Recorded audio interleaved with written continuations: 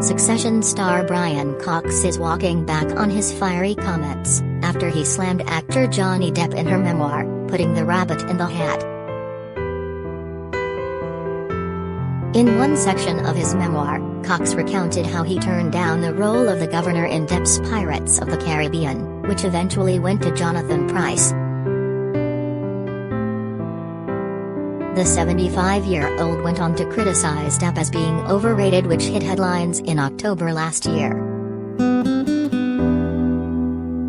Yet, in a new interview with Yahoo Entertainment, the actor appears to want to smooth things over.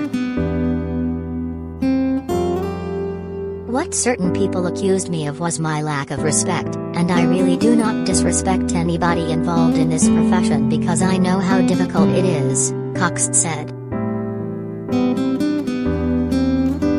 The Scottish actor was referring to the many loyal fans of Depp who leapt to his defense after Cox made his damning remarks. Now, I may have reservations about their talent, but I certainly don't disrespect them. And my reservations about Johnny Depp are minimal, absolutely minimal. You know, I do think he's sometimes overblown, but I actually think he's also done some considerable work. Some of his work has really been extraordinarily good. In the book, Cox seethes about how overrated he finds Depp. Personable though I'm sure he is so overblown, so overrated, Cox complained.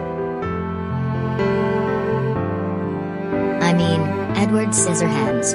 Let's face it, if you come on with hands like that and pale, scarred face makeup, you don't have to do anything. And he didn't, he writes. The Manhunter actor also got in a dig about Depp's more recent, less acclaimed work. And subsequently, he's done even less, he added. Cox also had harsh words for Once Upon a Time in Hollywood writer and director Quentin Tarantino. I find his work meretricious. It's all surface. Plot mechanics in place of depth. Style where there should be substance. I walked out of Pulp Fiction, he shared. Considering his dislike for Tarantino's style, Cox has never worked for the filmmaker, though he wouldn't necessarily be opposed to the paycheck if the opportunity ever presented itself. That said, if the phone rang, I'd do it, he added.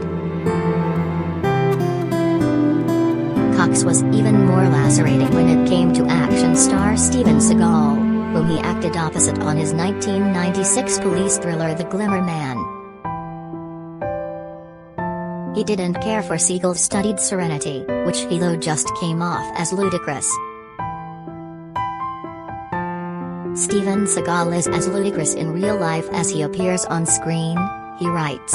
He radiates a studied serenity, as though he's on a higher plane to the rest of us, and while he's certainly on a different plane, no doubt about that, it's probably not a higher one.